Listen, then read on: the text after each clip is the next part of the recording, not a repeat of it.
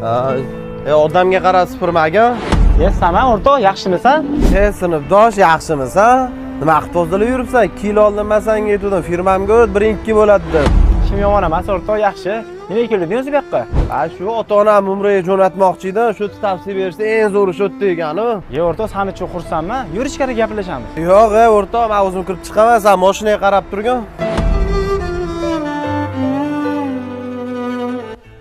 Ormera, bizning shartnoma tayyor bo'ldimi?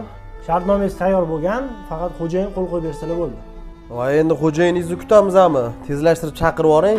Bo'l, xo'jayin o'zlari shoddilar hozir. Bolalar, mana hammaga o'xshab, mana ota-onam Umraga jo'natgani keldi. Kimni ko'rib qoldim deylar, sinfdoshimiz Islomni ko'rib qoldim. Mana Mamatda supurib yuribdi. Xo'jayin boyagi mijoz keluvdilar, shundan shartnomaga qo'l qo'yib yuborishingiz kerak ekan. Bo'ldi, sen ishingni qil, rahmat. Xo'p.